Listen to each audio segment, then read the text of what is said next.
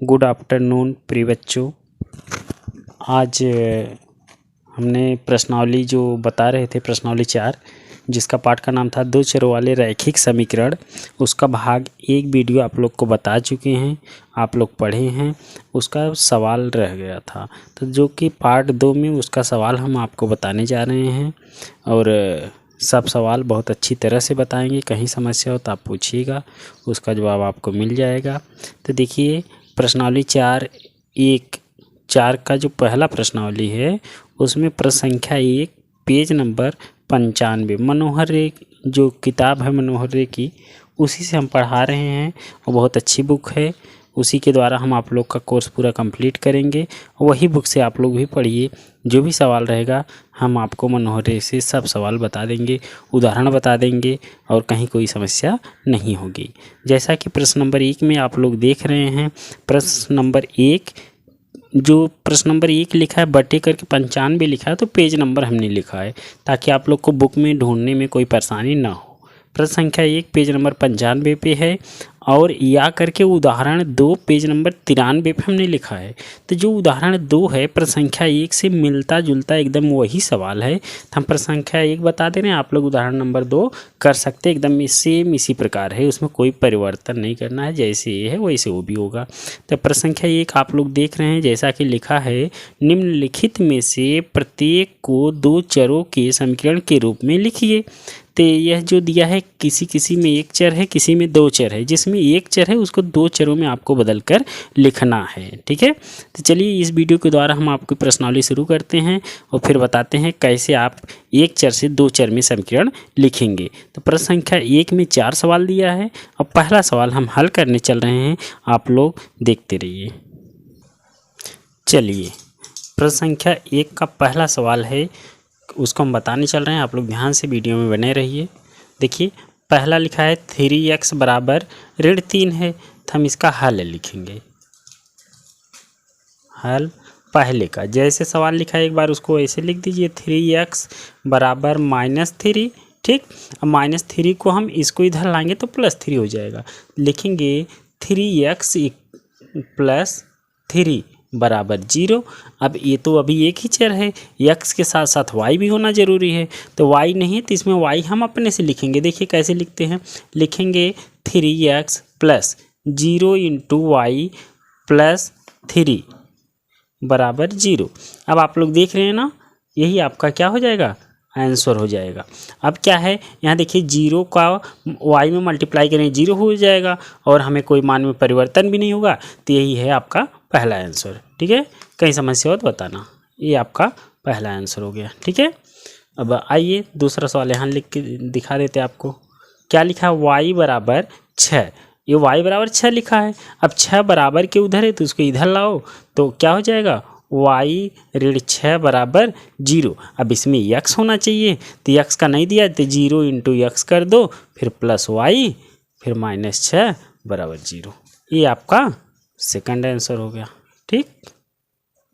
आइए तीसरे सवाल को देखते हैं। तीसरा सवाल आपका क्या कह रहा है, देखिए तीसरा क्या लिखा है, 6x बराबर 7/3। 3 यहाँ बटे में है, भाग दे रहा है, इधर आके क्या कर देगा, गुणा कर देगा। तो 6 3 क्या हो जाएगा, 18x बराबर 7। अब 7 इधर है, इसको इधर लाएगा तो माइनस हो जाएगा, 18x - 7 बराबर 0।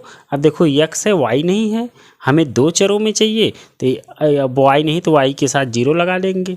देखिए 18x फिर +0 × y फिर -7 बराबर 0, ठीक। ये आपका तीसरा उत्तर हो गया, आंसर, ठीक है। चौथा इधर देख लेते हैं। चौथा आपका लिखा है y बराबर x/2। 2 देख रहे हैं, इधर भाग दे रहा है, इधर आके y के साथ क्या करेगा, गुणा कर देगा।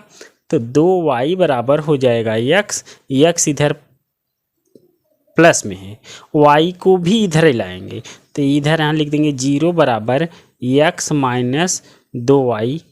अब इसको अगर सही क्रम से लिखें, x y किधर ले लो, 0 को उधर ले लो, तो हो जाएगा आपका x - 2y बराबर 0। ये आपका चौथा आंसर हो गया। पहला सवाल आप लोग को समझ में आ गया होगा हमारे ख्याल से।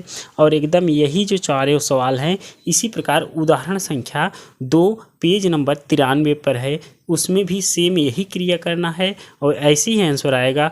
अब चलिए हम प्रश्न संख्या 2 आपको हल करने चल रहे हैं। देखिए प्रिय बच्चों, प्रश्न संख्या 2 हमने लिख दिया है। क्या है?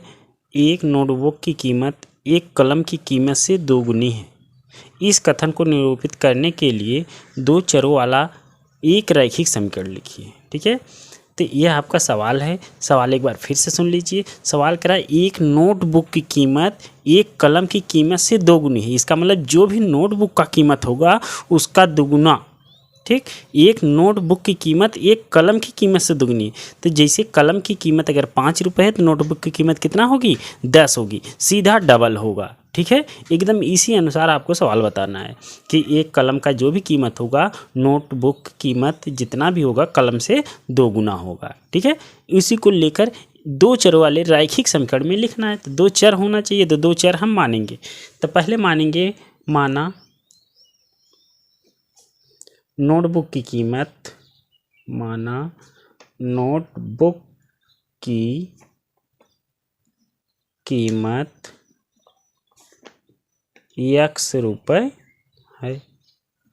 अब आपका ये नोटबुक का कीमत हो गया, इसको हम हल में लिखेंगे। ठीक है, हल में आपको मान लिया कि माना नोटबुक की कीमत कितना है? x रुपये है। तो कलम की कीमत फिर से पुनः माना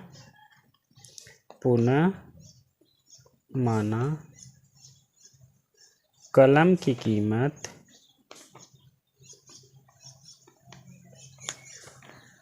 बराबर y रुपये है। अब देखिए हमने नोटबुक का कीमत x मान लिया और कलम का y मान लिया। अगर आप समझिए, अगर कलम का y रुपये है, नोटबुक का x है, तो इसका मतलब y जो है y का 2 गुना करने पर वो x के बराबर होगा, क्योंकि कह रहा है नोटबुक का कीमत उतना है जितना कलम का है, उसका डबल कर दो, 2 गुना कर दो। तो हम लिखेंगे प्रश्नानुसार क्या होगा? नोटबुक की कीमत बराबर होगा 2 गुणे कलम की कीमत, कलम की कीमत। बात समझ में आई? तो नोटबुक की कीमत हमने क्या माना है? x बराबर 2 गुणे और कलम की कीमत y। यह होगा या तो x माइनस 2y बराबर 0। यही आपका आंसर होगा दूसरे सवाल का। ठीक,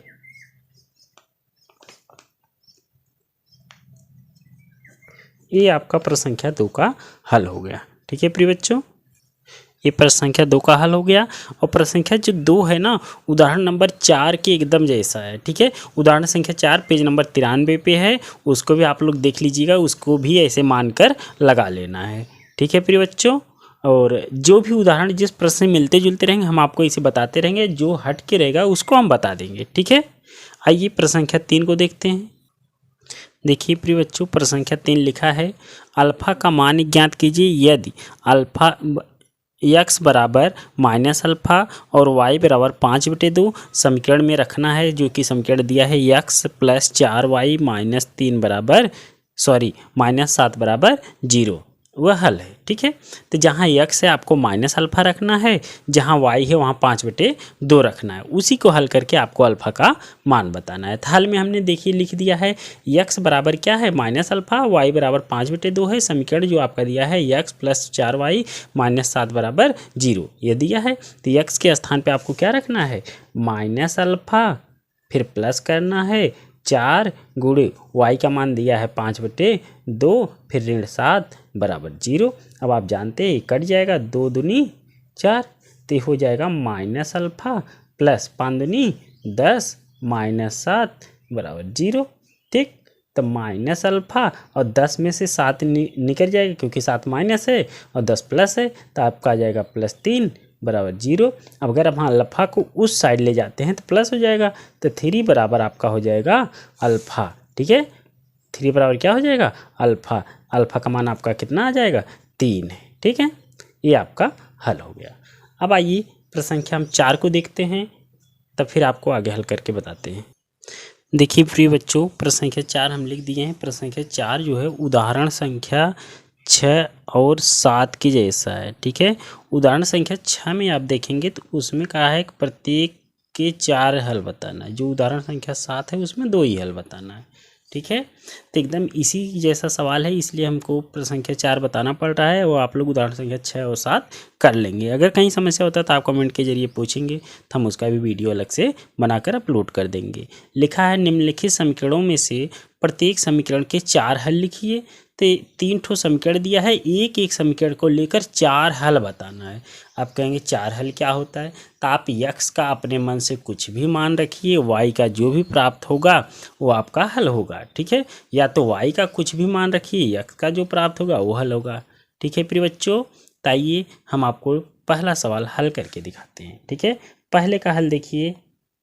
हल पहला क्या लिखा है, 2x + y = 7। तो हम लिखेंगे x बराबर 0, 1, 2, 3 रखने पर हमने एक ही बार रख दिया क्या कि x बराबर एक बार 0 रखेंगे, एक बार 1 रखेंगे, एक बार 2 रखेंगे, एक बार 3 रखेंगे, 4 हल हो जाएगा। देखिए जब x बराबर 0, जब x बराबर 0 तो क्या हो जाएगा, 2 × 0 धन y बराबर 7।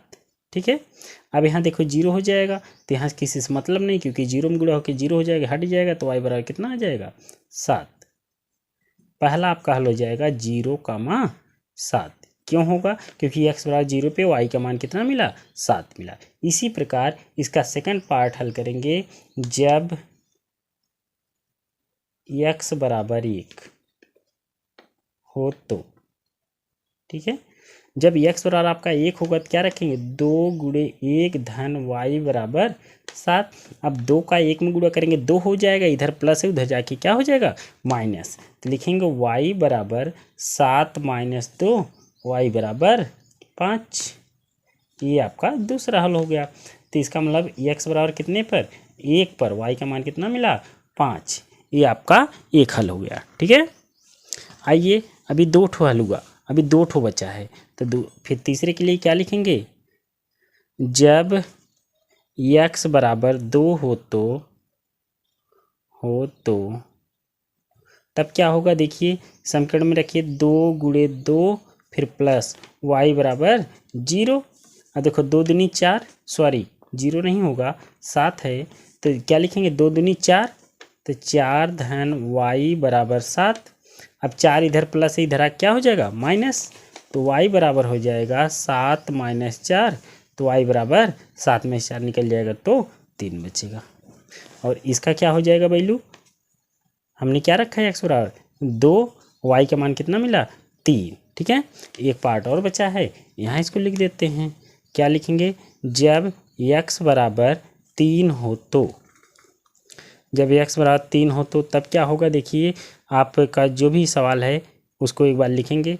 क्या होगा, 2x है, 2 × x का मान कितना है, 3, फिर प्लस y बराबर 7। देखिए 3 दूनी 6 धन y बराबर 7, तो y बराबर 7 - 6, तो y बराबर 1, क्योंकि 7 में 6 निकल जाएगा, 1 आ जाएगा। तो इसका क्या आएगा, हमने x बराबर जब 3 रखा तो y का मान कितना मिल गया, 1 मिल गया। यही देखिए 1 का 4 हल हो गया। ठीक है, तो पहले प्रश्न संख्या 4 का पहला पार्ट हमने हल किया और चारों का मान निकाल कर दिखा दिया। जब 0 रखा तब 7 आया, जब 1 रखा 5 आया, 2 रखा 3 आया, 3 रखा तो 1 आया। इसी प्रकार सेकंड पार्ट और थर्ड पार्ट भी इसका हल होगा। चलिए प्रश्न संख्या 4 का सेकंड पार्ट है, लिखा है समीकरण πx + y बराबर 9। तो हम लिख देते हैं y बराबर 9 माइनस, ये जो πx इधर है, इधर जाके क्या हो जाएगा, -πx। अब हम x बराबर अपना वैल्यू रख देंगे तो y की वैल्यू फटाफट मिल जाएगी। तो इसमें भी हम लिखेंगे x बराबर 0, 1, 2, 3 रखने पर। और ऐसी कोई बात नहीं कि आप 0, 1, 2, 3 ही रखिए, आपकी इच्छा, आप 3 4 5 6 कुछ भी रख सकते हैं। x का मान जैसे आप रखेंगे ये y का मान वैसे ही आपको प्राप्त होगा। ऐसी कोई बात नहीं कि हम 3 रख रहे हैं, हम 2 रख रहे हैं तो आप भी वही रखिए, आप दूसरा भी वैल्यू रख सकते हैं। इसमें कोई पाबंदी आपको नहीं दिया गया, आप स्वतंत्र हैं। ठीक है, तो आइए हम क्या रखेंगे, ये x बराबर पहले 0 रखेंगे। तो उसमें देखिए थोड़ा डिटेल में बताए थे, एक एक रख के बताए थे। इस पर डायरेक्ट हम हल करके दिखा दे रहे हैं, आप उसी के अनुसार लिख लेंगे, नहीं तो वीडियो थोड़ा सा लंबा हो जा रहा है। ठीक है, तो देखिए जब आप x बराबर क्या रखेंगे, x बराबर 0 पर y का मान क्या आएगा, देखिए डायरेक्ट यहाँ 9 ही रहेगा, यहाँ 0 रखेंगे तो पूरा 0 हो जाएगा, तो क्या होगा 9 ही बचेगा। ये आपका पहला वैल्यू आ गया।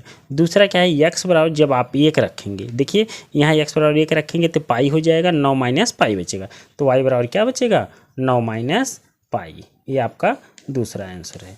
तीसरा क्या रखना है, x बराबर जब आप 2 रखेंगे, ठीक है, तो यहाँ जब x बराबर 2 रखेंगे 2 पाई हो जाएगा, तो y का मान क्या आ जाएगा 9 माइनस 2 पाई आ जाएगा। 3 वैल्यू हो गई।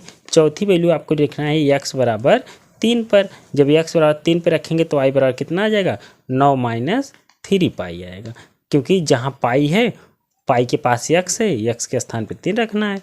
देखिए यहाँ पे जब यहाँ x के पास 3 रखें 3 पाई हो जाएगा, 9 माइनस 3 पाई हो गया। 4 का सेकंड पार्ट हो गया। आइए इसी प्रकार थर्ड पार्ट भी आपको हल करके दिखा देते हैं। देखिए प्रश्न संख्या 4 का थर्ड पार्ट लिखा गया है, समीकरण दिया है x बराबर 4y। तो यहाँ देख रहे हैं y का गुणांक दिया है, x खाली है, तो हम y के स्थान पर ही 0 1 2 3 रख देंगे। ठीक है, तो देखिए जैसे आपको सेकंड पार्ट बताया वैसे थर्ड पार्ट भी देख लीजिए। पहले y की वैल्यू रखना है, तो हम लिखेंगे y बराबर 0 पर x बराबर हमें क्या मिला है, जब यहाँ 0 रखें तो पूरा 0, तो x बराबर भी क्या में मिला 0 मिला। ये आपका पहला मान हो गया। ठीक, आइए अब लिखेंगे y बराबर 1 पर x बराबर क्या आ रहा है आपका 4। यहाँ देखिए y बराबर 1 जैसे ही रखेंगे 4 के नाम 4 हो जाएगा। ठीक, 2 हो गया। अब तीसरा आपको क्या वैल्यू रखना है, y बराबर हम क्या रखेंगे 2, जैसे ही यहाँ 2 रखेंगे 4 दूनी कितना हो जाएगा 8, तो x बराबर आपको कितना मिल जाएगा 8। ठीक है, और लास्ट रखते हैं y बराबर 3, जब जैसे ही यहाँ 3 रखेंगे इस समीकरण में x बराबर y बराबर 4 रखेंगे तो 4 3 कितना हो जाएगा 12, x बराबर कितना मिलेगा आपको 12। ठीक है, ये आपका आंसर हो गया। हमारे ख्याल से प्रश्न संख्या 4 आपको बहुत अच्छे से समझ में आया होगा, कहीं भी परेशानी नहीं होनी चाहिए। कहीं कोई समस्या हो तो आप कमेंट के जरिए तुरंत पूछ सकते हैं। देखिए प्रिय बच्चों, प्रश्न संख्या 5 उदाहरण नंबर 5 दोनों एक दूसरे से मिलते जुलते सवाल हैं। प्रश्न संख्या 5 पेज नंबर 95 है, उदाहरण नंबर 5 पेज नंबर 94 पर कह रहा है बताइए निम्नलिखित हलों में कौन कौन समीकरण इस हल को संतुष्ट करते हैं। ठीक है, तो यहाँ पे कुछ हल दिए हैं, उसको आपको रख के बताना है कि इसके लिए क्या सेटिस्फाई कर रहा है क्या नहीं। ठीक है, पहला जैसे लिखा है 0,2, पहला क्या लिखा है पहले आप समीकरण लिख दीजिए। समीकरण लिखा है x माइनस 2y बराबर 4, ये तो समीकरण लिखा है। तो पहला कह रहा है बताइए 0,2 पर क्या ये संतुष्टि से करता है। इसका मतलब x का मान आप 0 रख दीजिए, y का मान क्या मिलना चाहिए 2 मिलना चाहिए। पहला जो भी मान दिया रहता है x होता है, दूसरा जो भी मान रहता है y रहता है। तो x बराबर 0 पर रखिए, x जहाँ है वहाँ 0 रख दीजिए, देखिए y का मान 2 आ रहा है कि नहीं आ रहा है। ठीक है, अगर आपको ऐसा नहीं रखना है तो y का मान आप 2 रख के देखिए x का मान 0 आ रहा है कि नहीं आ रहा है, तो जो भी आपको सुविधा पड़े उसको लगाना। ठीक है, आइए हम रखते हैं x बराबर 0 माइनस 2y बराबर 4। अभी तो 0 हो गया, तो y बराबर हो जाएगा 4 बटे -2। इसको अगर आप कट करते हैं तो y का मान क्या मिलेगा आपको -2, जबकि सवाल में -2 नहीं कहा है, सवाल में क्या कहा है x बराबर 0 रखने पर 2 होगा। तो पहला आपका नहीं होगा, इसलिए पहले को हम कट कर देते हैं। अब दूसरा आपका क्या कह रहा है, दूसरा सवाल देख लीजिए। यहाँ सेकंड ये कह रहा है कि 2,0। अब जैसे ही आप क्या रखेंगे x का मान 2 रखेंगे तो y का मान आपका क्या मिलेगा 0 मिलेगा। इसको देख लेते हैं। ठीक है, अगर देखिए x का मान हमने क्या रखा 2 माइनस 2y बराबर क्या है 4। अब 2 इधर प्लस इधर जा क्या हो जाएगा माइनस हो जाएगा, -2y बराबर होगा 4 माइनस 2। अब देखिए 4 में से 2 निकलेगा 2 बचेगा बटे अब यहाँ क्या लिखा था -2y। अब -2y यहाँ गुणा कर रहा है, इधर क्या कर देगा भाग, तो y बराबर हो जाएगा 2/-2। तो y बराबर आपका कितना माना जाएगा -1। अब उस सवाल क्या कहा था, y बराबर 2 रखने पे x का मान 0 आएगा, लेकिन y बराबर हमने x बराबर 2 रखने पे y का मान 0 आना चाहिए। x बराबर हमने 2 रखा, y का मान क्या आ गया -1, इसलिए आपका ये भी गलत हो जाएगा। अब तीसरा पार्ट आप देखिए, यहीं तीसरा पार्ट क्या है, x बराबर 4 रखने पर y का मान 0 आना चाहिए। तो x बराबर हम 4 रखेंगे तो डायरेक्ट देखिए 4 का मान 0 है, ठीक है। x बराबर 4 रखने पर y का मान भी 0 होना चाहिए। तो x से देखिए यहाँ 4 रखेंगे, यहाँ पे ठीक, यहाँ 4 रखेंगे तो ये 4 से 4 कैंसिल हो जाएगा। एक बार लिख के दिखाते हैं, 4 - 2y बराबर 4। इस 4 से 4 कट जाएगा क्योंकि ये प्लस है, ये प्लस है, इधर आके माइनस होगा तभी 0 हो जाएगा। तो -2y बराबर 0, तो y बराबर क्या मिला 0। देखिए x बराबर 4 रखने पर y का मान 0 मिल गया, इसलिए तीसरा ऑप्शन आपका सही हो जाएगा। अब चौथा पाँचवा, ठीक है, पहले हम यहाँ आपको पाँचवा दिखा दे रहे हैं तब फिर चौथा दिखाते हैं क्योंकि जगह कम है, दूसरे पेज पे लगाना पड़ेगा। तो पाँचवा छोटा सवाल है, पाँचवा जल्दी से हो जाएगा, देख लीजिए। पाँचवा क्या करा है, x बराबर 1 रखने पे y का भी मान 1 होना चाहिए। तो यहाँ 1 रखिए, 1 - 2y बराबर 4। तो 1 इधर प्लस है, इधर जाके माइनस हो जाएगा। तो -2y बराबर 4 - 1 तो 3 हो जाएगा। तो बराबर 3, और यहाँ देखिए -2y है, 2 इधर गुणा करा, इधर आके भाग कर देगा, y बराबर -2। 1 रखने पे 1 मिला नहीं, इसलिए आपका पाँचवा भी ऑप्शन गलत है। आइए चौथे के लिए अगले पेज पे बताते हैं, तब तक वीडियो में बने रहिए।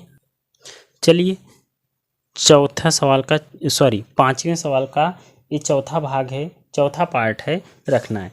x बराबर √2 रखने पे y का मान 4√2 आना चाहिए, ठीक है। तो x बराबर हम क्या रखेंगे, √2 - 2y बराबर 4।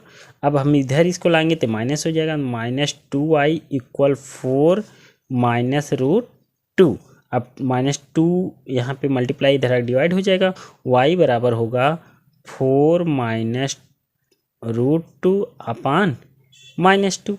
अगर आप इसको अलग अलग डिवाइड करेंगे तो y इक्वल हो जाएगा 4 अपान -2, फिर माइनस, फिर 2 अपान -2। तो इससे कट के 2 हो जाएगा, इससे ये कट के √2 हो जाएगा। तो क्या लिखेंगे, y बराबर -2 + 1 अपान √2, जो कि ये आंसर नहीं मिल रहा है, इसलिए चौथा भी आपका ऑप्शन गलत हो जाएगा। तो इसके लिए पहले के लिए आप कहेंगे पहला भी नहीं है, दूसरा भी ऑप्शन कहेंगे नहीं है, तीसरा आपका ऑप्शन मिला था इसलिए कहेंगे तीसरा है या हाँ, ठीक। और चौथा भी नहीं, अभी अभी हल हुआ है, और पांचवा भी नहीं। तो हमारे ख्याल से समझ में आ गया होगा। अब एक सवाल और बचा है, प्रश्न संख्या नंबर 6, वो भी देख लीजिए। बहुत आसान सवाल है, बहुत छोटा सवाल है, सिर्फ 2 मिनट के अंदर वो भी हो जाएगा। वीडियो में बने रहिए तब तक। देखिए प्रश्न संख्या 6 लिखा है, k का मान ज्ञात कीजिए जबकि x बराबर 2 है, y बराबर 1 है। समीकरण दिया है 2x + 3y बराबर k, ठीक।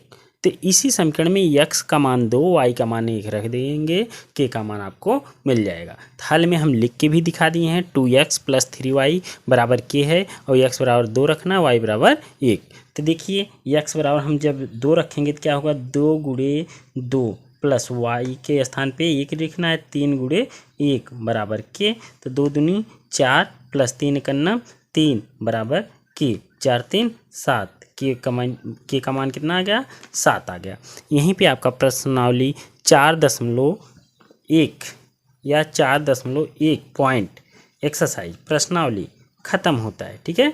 और अगली प्रश्नावली के लिए वीडियो में बने रहिए। अगले वीडियो आपकी अगली प्रश्नावली आएगी। अगर हमारा वीडियो आप लोग को अच्छा लग रहा है, आवाज़ क्लियर है, वीडियो क्वालिटी अच्छी है, तो एक बार कमेंट करके ज़रूर बताइए, और अपने प्रिय मित्रों के साथ शेयर करिए, उन्हें बताइए हाँ सर पढ़ा रहे हैं, आप लोग उनका वीडियो देखिए अच्छे से। कहीं भी समस्या हो तो उसके लिए हम सदैव आप लोग के लिए तत्पर हाजिर हैं। तब तक के लिए धन्यवाद।